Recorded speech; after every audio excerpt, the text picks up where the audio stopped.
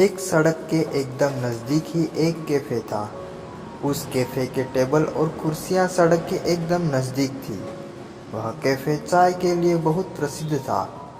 उस कैफ़े का दृश्य ही ऐसा था कि चाय पीने वाले लोग रास्ते पर गुजरने वाले लोगों को देख सके। कैफ़े के आसपास ऐसी सजावट थी कि लोग चाय पीने के लिए मजबूर हो जाए। ऐसा कैफ़े अहमदाबाद शहर में आया हुआ था। इस कैफ़े का नाम युगल था। यह कैफ़े सिर्फ युगल के लिए ही नहीं बल्कि सबके लिए खुला था।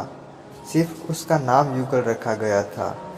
दिन से ज़्यादा रात को यह कैफ़े बहुत सुंदर लगता था।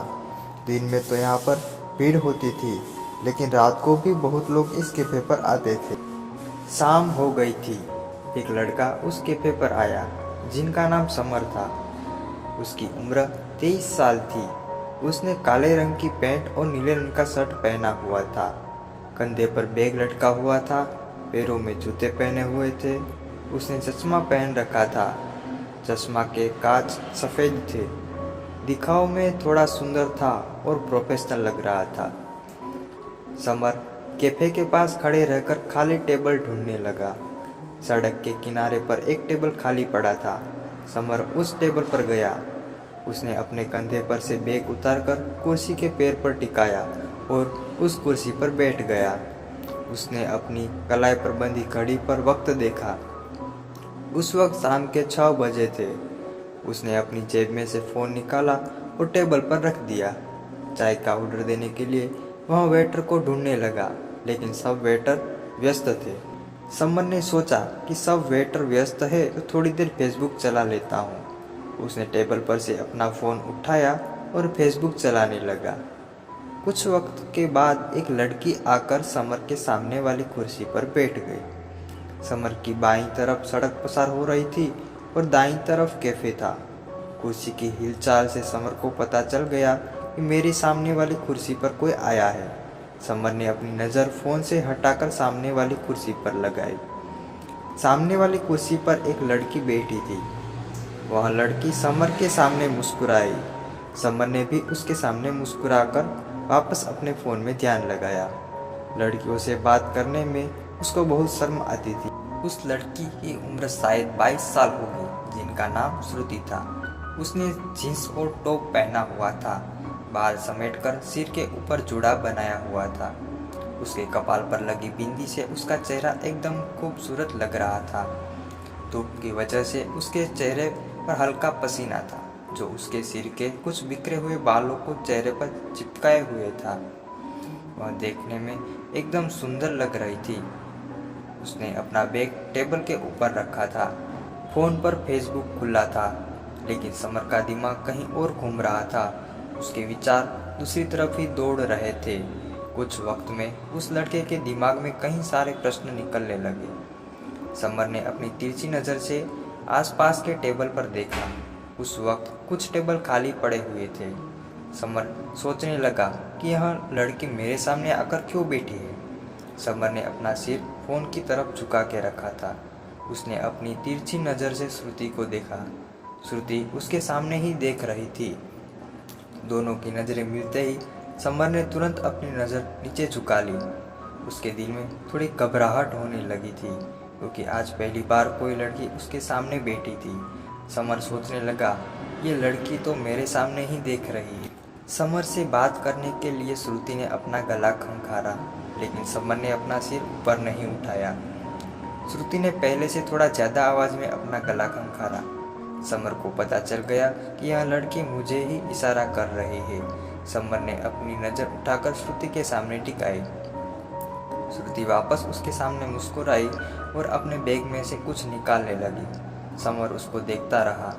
श्रुति का एक हाथ बैग के अंदर कुछ ढूंढ रहा था। वह प्यार से अपना सिर समर के सामने मोड़कर उसके तरफ थोड़ी झुकी। तुम्हारा नाम क्या है? उसने अपनी हल्की और प्यारी आवाज़ से पूछा। जी, मेरा नाम समर है। और तुम्हारा? समर ने थोड़ा झुकते हुए कहा। मेरा नाम श्रुति है। समर थोड़ा घबरा रहा था, क्योंकि आज वह पहली बार एक लड़की से आमने सामने बात कर रहा था। खुद के साथ क्या हो रहा है वो समर को पता नहीं चल रहा था। वह कहाँ पर बैठा है वो भी उसको पता नहीं चला। श्रुति ने अपनी बैग में से शायद कुछ ढूंढ लिया था। उसने अपना हाथ बैग में से निकाला। उसके हाथ में गुलाब का फूल था। यह देखकर समर के दिल में और घबराहट बढ़ गई। श्रुति ने वह गुलाब का फूल समर की तरफ बढ़ाया। आई लव यू, श्रुति ने एकदम प्यार से और मुस्कुराते हुए समर को कहा। समर खामोश होकर श्रुति के सामने देखने लगा। श्रुति अपनी तिरछी नज़र से सड़क की दूसरी तरफ खड़े लड़के को देख रही थी। समर ने श्रुति के हाथ में से गुलाब ले लिया, लेकिन समर ने कुछ प्रत्युत्तर नहीं दिया। श्रुति ने समर का हाथ अपने हाथों में दबा लिया।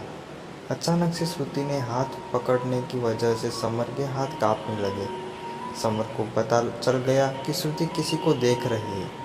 श्रुति जिस तरफ देख रही थी उस तरफ समर ने अपनी तिरछी नज़र से देखा। वहाँ पर कोई लड़का खड़ा था। वह लड़का समर और श्रुति को ही देख रहा था। कुछ वक्त में ही वह लड़का वहाँ से चला गया।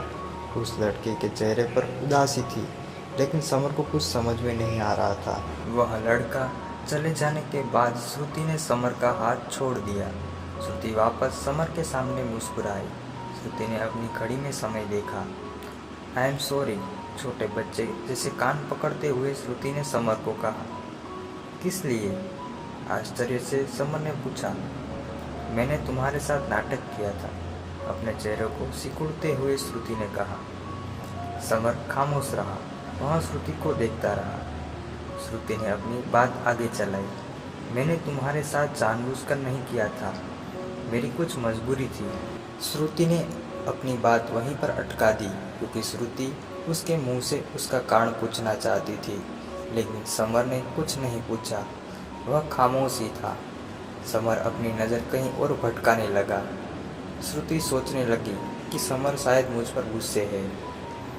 क्या तुम मुझसे नाराज हो? उसकी चेहरे पर उदासी का भाव झलक रहा था। नहीं तो, समर ने श्रुति के सामने नज़र टिकाते हुए कहा। श्रुति ने अपनी बात आगे चलाई। मैं कॉलेज में पढ़ती हूँ। एक लड़का है, उसने मुझे एक दिन पूछा था कि तुम्हारा कोई बॉयफ्रेंड है। उस वक्त मैंने ना बोल दिया, लेकिन मुझे पता नहीं था कि वो मेरे पीछे पड़ जाएगा। वो मेरे पीछे ही पड़ गया था, इसलिए मुझे तुम्हारे साथ यह नाटक करना पड़ा। हाँ, मुझे पता चल गया था, मुस्कुराते हुए समर ने कहा। तुम्हारी कोई गर्लफ्रेंड नहीं है? थोड़ी देर पहले तुम थी, लेकिन अब कोई नहीं है, समर खुलकर मुस्कुराया। श्रुति भी हंसने लगी। तुम मजाक अच्छा कर लेते हो। श्रुति ने अपनी घड़ी में समय देखा। चलो अब मैं चलती हूँ, मुझे बहुत देर हो रही है। ओके बाय, समर ने कहा। बाय, श्रुति ने अपनी बैग उठाते हुए चलना शुरू किया। समर की नज़र हाथ में पड़े गुलाब पर पड़ी। श्रुति, समर ने श्रुति को चिल्लाकर बुलाया। श्रुति समर की तरफ पलटी। हाँ, क्या हुआ? ये तुम्हारा फूल तो लेकर जाओ, ये अब तुम रख लो। श्रुति हंसकर आगे की तरफ मुड़कर चली गई। समर की आंखें कैफे के वेटर को ढूंढने लगी। समर ने अपनी चाय मंगवाई। वेटर चाय लेकर आया। चाय के कप में से हल्की भाप निकल रही थी। समर ने उस भाप पर नज़र टिका के चाय का कप उठाया। कप को होठों पर लगाते हुए समर ने एक लंबी चाय की चुस्की भरी। समर चाय का कप टेबल पर रखा और गुलाब के फूल को अपने दाएं हाथ में घुमाने लगा।